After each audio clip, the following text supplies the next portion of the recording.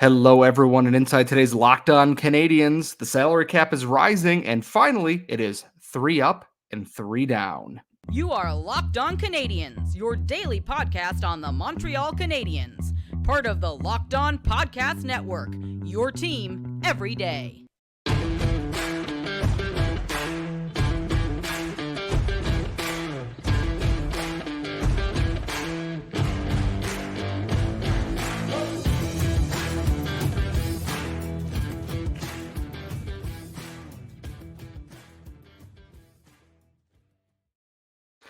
Hello, everybody, and welcome to episode 967 of Locked On Canadiens. This episode is brought to you by Game Time. Download the Game Time app, create an account, and use code LOCKEDONNHL for $20 off your first purchase.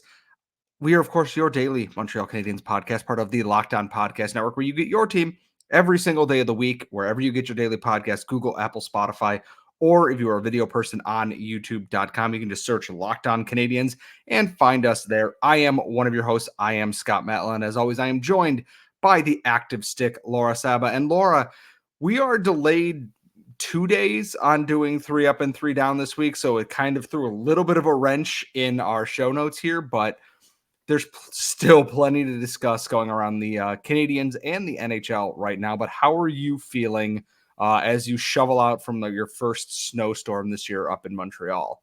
I haven't shoveled yet, so tomorrow is going to be a day and a half, isn't it? We talked about this yesterday, actually, after we stopped recording. The 3 up, 3 down looks dramatically different today than it would have on Sunday morning. And for good reason, right? And so let's just do 3 up, 3 down for up until Monday night. How about that? I was going to say there's some things thrown in there that I think are worth noting, just to be fair, because things can change. We can still have criticisms even if they were fixed, but those are going to be in our second and third segments today. So we always do the down, then we do the up at the end. So we end on a positive note. The biggest thing today is the NHL was at the Board of Governors meeting or whatever this was going on, is plenty of news in the last 2 days. The NHL draft will take place at the Sphere in Las Vegas on the 28th and 29th of June this year. And then it will be moving to a decentralized model for the next year after that. So that was announced by Darren Dreger today. We've talked about decentralizing the draft in a previous episode. As more comes out on that, we will touch on that. The big thing that came out was the expected raise in the NHL salary cap going into the 2024-2025 season. It's going up around $4.3 million for next season. It's going up to, I believe, it's at 83 now. It's going up to 87.625 for next season. About $4 million in cap space. I know they conservatively estimated between 4.5 to 6, I think, on there. $4 million is not a small amount of change. And for the Canadiens, that's probably good timing overall, based on the fact that next season, Cole Caulfield's extension kicks in. And I'm kind of looking at, I have Cap Friendly open because, bless them, God bless Cap Friendly for things like this. Going into next season, on the roster alone, the Canadiens have $77 million in cap already scheduled for next season, with a projected cap hit of $79 million with 2.3 in dead cap hit. Some of that is Jeff Petry's retained salary. Some of that is not Joel Edmondson. It's all Jeff Petry's salary, actually, in that trade with not Pittsburgh, but Detroit. So they're retaining some of that salary. But that leaves the Canadiens with, it says, just shy of $8.1 million in cap space. And on there, names that are going to be leaving this roster, Chris Weidman's going to be UFA.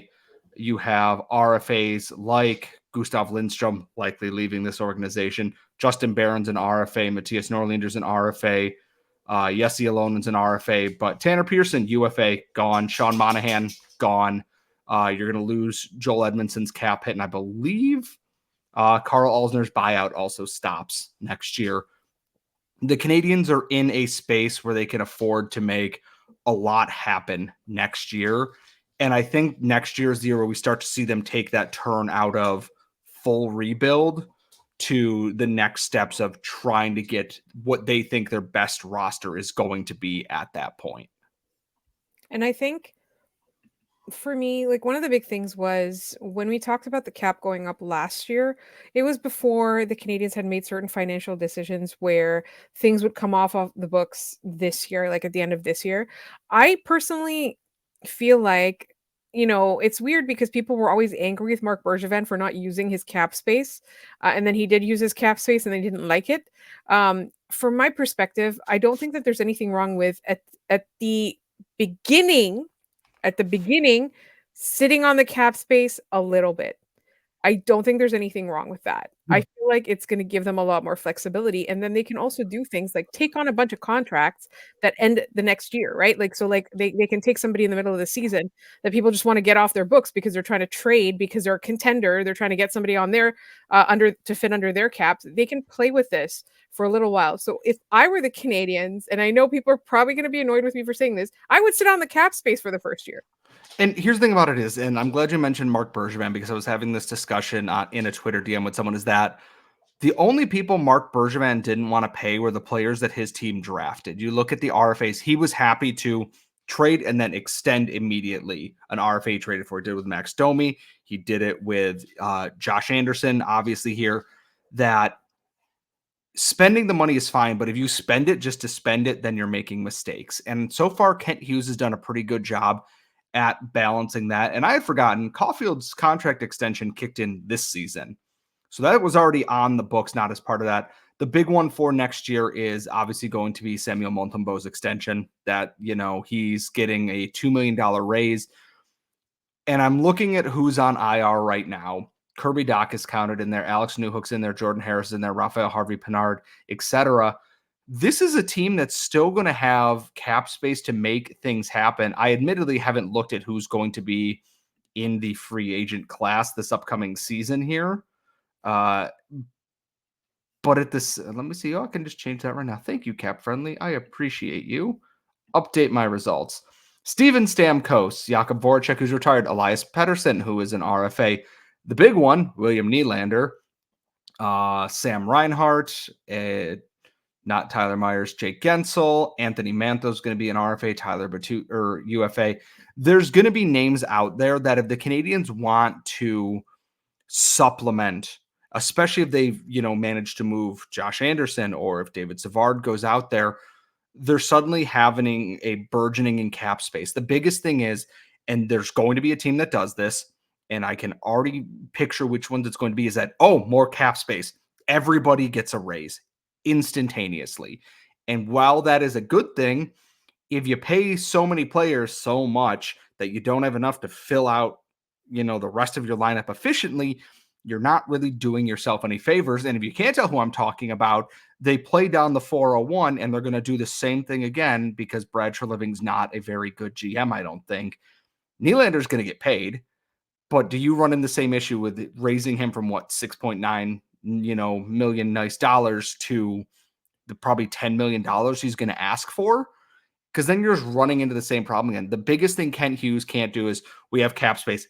Like you said, if you sit on it and use it at the right time, fantastic. Cap space is a weapon in the modern NHL. And the cap's going to keep rising. We know, assuming that nothing else happens here, I think the Canadians are well primed to get into a spot where eventually they don't have to LTIR Carey Price. That's what they're aiming to do. So if they need that LTIR space, they can use it for something else. Or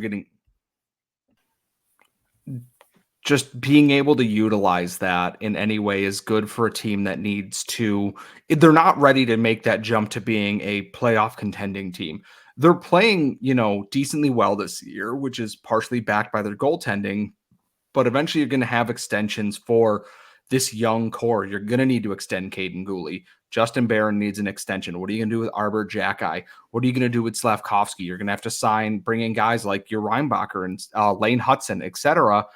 Having your flex space there with cap space is probably one of the most important things I think the Canadians can focus on next year. I'm not worried about them overspending, especially with some of these contracts potentially coming off the books in terms of trades this year. But it's an exciting time. an extra amount of cap space for a team that can suddenly now add, like we said, they need this kind of winger, they need this, or they need that. That's great. And the thing is, they don't have to spend on a goalie because they apparently found their starting goalie.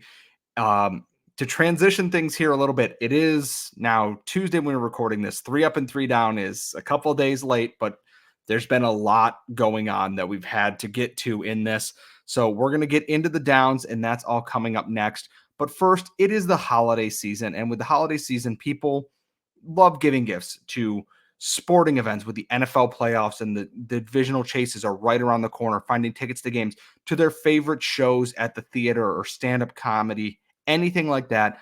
You shouldn't have to worry about buying those tickets for somebody at the holiday time. And with Game Time, you can get things like last-minute tickets, flash deals, zone deals, easy to find and buy for any kind of event in your area: concerts, comedy shows, theater, sporting events, everything. And the best part is you can see the view from your seats before you purchase your tickets, so you know exactly what you are getting in there. So what we want you to do is to take all the guesswork out of buying tickets with Game Time. Download the Game Time app, create an account, and use code LOCKEDONNHL for $20 off your first purchase. Some terms apply. Again, just create an account, use code LOCKEDONNHL for $20 off. Download Game Time today. Last minute tickets, lowest prices, guaranteed. I literally just did it as you were talking. And this, it's so simple. And the best part is, you want to make a little bit more to help pay for some of those holiday tickets. Today's show is also brought to you by the folks at FanDuel. As the weather gets colder, it is snowing in Buffalo, it is snowing in Montreal. The NFL offers stay hot on FanDuel, because right now, new customers get $150 in bonus bets with any winning $5 moneyline bet. That's $150 if your team wins. If you think about joining FanDuel, there's no better time to get in on the action. The app's easy to use. You can cash out the minute you win, the minute your winning bet hits on there, and get paid out on an app that's safe, secure, and easy to use. The Packers are on a roll. They're playing the Giants. How are you going to bet against Jordan Love this weekend? And I'm not just saying that because I'm a Packers fan. It's also because I like making you a little bit of money. So visit FanDuel.com/lockedon and continue to enjoy the NFL season with FanDuel, the official sportsbook partner of the NFL, and us here at Locked On. So normally when we do 3 up and 3 down, we do it Sunday morning. I've got the soccer game on in the background. We talk about the week that was for the Montreal Canadiens. However, so many things happened this week. We had games, we had things moving around, we had injuries, and just things happened. Everything happened. And then there was a game on Monday, so we couldn't exactly fit it in Monday with everything that happened with Jack going to Laval, the Habs game playing, all these young guys playing well. So we've kind of intermixed everything here a little bit. There's some downs and complaints that we had from last week. And then there's some that, were mixed in that we've seen in the past couple of days. The biggest one I want to lead with, and Laura and I talked about this going into last weekend, Martin St. Louis in game when Alex Newhook got injured against Florida. Our main complaint was who got to go to the top line. Not Jesse Alonen, not Uri Slafkovsky. It was Yoel Armia. And that's a frustrating thing because you're a team that's trying to figure out what you have here. And it's one of the rare things where I can't figure out if he's defaulting to the veterans to save the kids from just losing confidence in their play, because he does it with the defense too. Even when he's playing badly, Mike Matheson is always out there. Always, always, always, always, always. When he's on, phenomenal. Best defenseman on the team. When he's off, you might as well bench him because it's rough. And one of my big down things in this is I know that Marty is defaulting to his veterans to try and insulate the young players a little bit, but eventually it's like throwing the bird out of the nest a little bit. You gotta flap your wings and fly at some point. And here's the thing is he fixed that going into the Seattle game. And we'll talk about this in the next segment. Slafkovsky onto the top line, and he was ready. He looked incredible. Having that faith is such an important part for this team here. You reward, players for playing well. Don't take that away from them. And I get, in game, you rotate wingers usually when there's an injury. Just go to what you know was working. And we know Slafkovsky was playing well. Went down a line, looked terrible against Florida, got put on that top line and looked amazing. And it wasn't just that he was a passenger involved. My biggest thing right now, and this is my biggest beef with Martin St. Louis I've had since he started coaching, Don't just default to the vets. Trust some of these young guys. And if they play badly, that's fine. Now you've learned something. You don't learn anything by, and this is going to sound mean because I'm going to compliment Anderson later on in this, but you know Josh Anderson doesn't work in this situation. Why are we trying to fit the square peg in the round hole for the 37th time in 2 years? It doesn't make sense to me. Well, I think that part of it is inexperience, right? A lot of it is, you think that he's coming up and he's a new coach and then he'll always have new ideas. And sometimes, when you're in a situation where you don't know what to do, your lack of experience will default to what you've seen other people do, right? Like look at all the coaches that he's played under. They're probably the same guys that, I'm trying to think back, the Tortorellas of the NHL. They're the kind of coaches that default back to their veterans, right? So he's modeling behavior he's already seen. He's not yet confident or experienced enough to think outside of the box enough to come up with something new or revolutionary. So that is why we're seeing the same old, same old. And I think at some point, the conversation is going to be had with him by management saying, don't be afraid to try new things and be fresh and try new blood on there or whatever it is. Try mixing things up and do it in a way that hasn't been done before. Like we hired you, not like we wouldn't have hired you if we wanted the same thing that we've always been getting in the past, right? And then I think that's so important. Is part of it is just lack of experience and confidence. Like as anytime you're new to any kind of role, you can often, what you'll do is like even like the simplest things, like I'll go back and I'll see like what did the previous person do, what does the manual say I need to do, right? And a lot of times there's no room for creativity in that. And what we want from Marty is creativity. So he needs to have a little bit more confidence and he needs to have that experience to just kind of say, you know what, I'm going to think outside the box. And if it goes wrong, it goes wrong. But at least I'm trying something brand new. And that's the thing is when he was hired, that was his things that is like, I want players to play to what they can do, to be creative outside the box. And if it doesn't work, they're trying. I don't want to force anyone into a box. To transition a little bit, talking about young players, the Laval Rocket have lost 7 games in a row. The frustrating part about losing those 7 games in a row is the last 5 have been decided by 3 of them were in overtime in a row. And then a bunch of them were 1 and 2 goal games. They are in these games, but cannot stop shooting themselves in the foot. Some of it is goaltending and some of it is the defense in front of the goaltending. And the biggest thing is Jakub Dobiš hasn't been consistent enough and the team in front of him isn't helping. They're thin on defense. They're missing some of their other players here. But at the same time, they come out and they look great. Score shorthanded goal immediately. Give up a goal 15 seconds later, and then give up a goal 2 minutes later, and then give up a goal 15 seconds after that, and their rookie goaltender's night is over. The biggest thing that is keeping them out of these games is that the mental focus is becoming a problem, and they're getting shots, they're creating chances. Sometimes they're not getting the finish on them because the power play is not functioning great, admittedly. On my down list, though, it's just the Rocket goaltending it's good until it's not. And when it starts to wilt, it is house of cards falling down. It's a problem. And It's rough. It's overshadowing what other good efforts I'm seeing in games here. In that it proven to me, one, that my eye test watching Jaden Struble has looked very good in the NHL so far.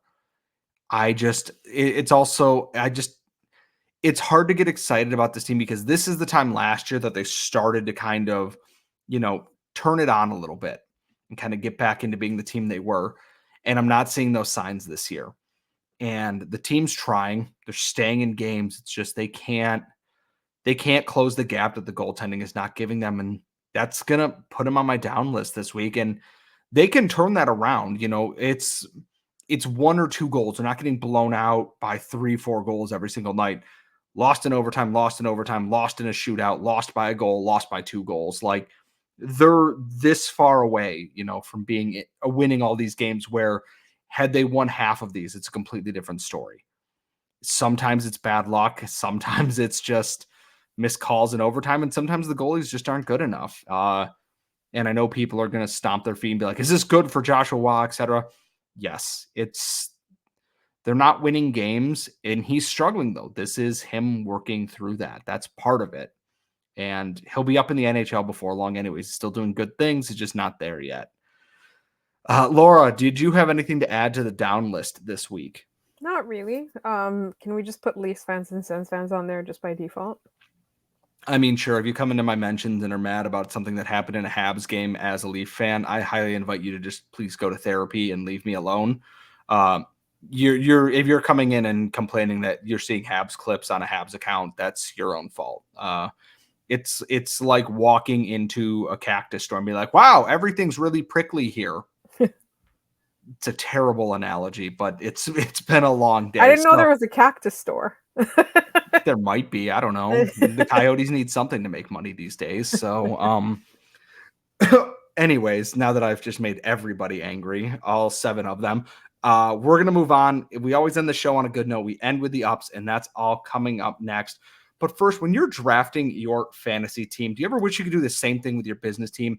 If you're building a roster to win the league, you need Indeed, because Indeed is the hiring platform where you can attract, interview, and hire all in one place. And if you hate waiting, Indeed's US data shows over 80% of Indeed employers find quality candidates whose resume on Indeed matches their job description the minute they sponsor a job. I went through job posting looking last year, and Indeed made everything so easy to find what matched up with my strengths and to find exactly what I needed in a job. And Indeed knows that when you're growing your own business, you have to make every dollar count. And that's why with Indeed, you only pay for quality applications that match your must-have job requirements. So right now, visit Indeed.com/lockedon to start hiring now. That is Indeed.com/lockedon. And one more time, that is Indeed.com/lockedon. Terms and conditions apply. Cost per application. Pricing not available for everybody. And if you need to hire, you need Indeed. Also, if you love listening to this podcast and you want more Locked On content, you can subscribe to Locked On Sports Today on YouTube.com. 24/7 stream featuring all of your local hosts across the board and our national shows, giving you all the content you want. The first 24/7 sports stream on YouTube. That is Locked On Sports Today on YouTube. You'll find us in there. You'll find all the other hockey folks in there too. You don't want to miss out on this. It is the up section here for the week. And this was going to be on my up section anyways, because he's earned it. Samuel Montembeault has earned the crease. And I don't think that was really a debate going into this season. But based on how he's played against Seattle and how he's played in his last 5 games, he's 4-1-0 in his last 5 games. Has a .913 save percentage and I believe a 2.86 goals against. He's firmly right in that group of all the goaltenders that like 2 or 3 save percentage points moves him up into the top 10. Quietly, potentially the most underrated goalie in the NHL this season. Is that a little bit homerish? Maybe, but I think Samuel Montembeault is proving why he got that 3-year extension, and he backed it up on Monday. He was phenomenal, and he's been phenomenal in the other. Even when he's lost, Samuel Montembeault has played about as well as you could expect anyone to play behind this Canadiens team. And I'm grateful that they got this locked up, because teams would be calling. Teams absolutely would be calling for him right now.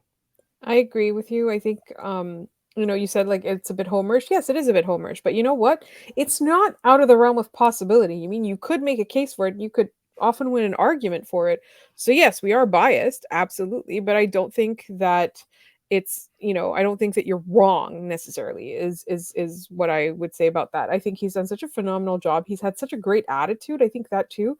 Like when you're playing with a defense that doesn't even know what it is yet, it's so important. So I'm just so glad for him, or at least it feels like they're not sending him to Edmonton. So I'm very glad for him for that, because I think that he deserves every opportunity that he gets. He's worked really hard. He's got that talent, and he's played really well. Like he's earned every opportunity. And that's the thing, is he came in, had that first year where he got claimed off of waivers, where he was fine, but was playing hurt. And that was obvious because they didn't have another option. Carey Price was out. Jake Allen was injured. It was Samuel Montembeault and Caden Primo. And they realized Caden Primo was not the guy. And they kind of did right by their young goalie. They're like, okay, Montembeault it is. And I'm glad that he's locked it down, and I'm glad he's showing, because this thing is, the Canadiens aren't a great defensive team, and he's putting up good numbers. If this team strengthens up a little bit on the penalty kill and a little bit on defense, are we looking at a guy who's, going to come out of nowhere and be that guy? And we'll find out, because he's still young enough that he's improving. And it's great because you can go to Samuel Montembeault now. I'm not worrying, should it be Allen? Should it be Montembeault? It's Monty's net, and it should be until proven otherwise in any of the coming years here. Also on the upside this week, and part of this relates to Monday's game, Juraj Slafkovsky and Josh Anderson, two players who have been under a humongous microscope this year. I like that I'm seeing a lot more of this fan base go, I get that the points aren't there, but they're watching the processing that Slafkovsky is going through. And we talked about this on yesterday's episode a little bit. He's just putting things together that lead to good results. And that's the most important program. If he looked lost out there again this year and they weren't going to send him to the AHL, then they're doing something wrong. He's proving he belongs at the NHL level right now. The points are going to come with all the work that he's doing right now, especially if they get the power play functioning even a little bit better. And then Josh Anderson developing any sort of patience this year has been immense. I've watched him in repeated games here pass up scoring opportunities to reassess and find a better target. Gustav Lindstrom's goal, Sean Monahan's goal against Seattle there. And he finally got his first goal. I'm hoping that all these things are coming together to kind of get him on track. He's got that first goal now. We saw this with Max Pacioretty years ago. He didn't score until he got an empty net goal against like Carolina or something. And then he went on like an unstoppable 30-goal heater for the rest of the year. Not saying Josh Anderson will be that guy, but if this is the goal that it goes weight off shoulders, 2-point game, empty net goal and assist, the Canadiens are laughing then.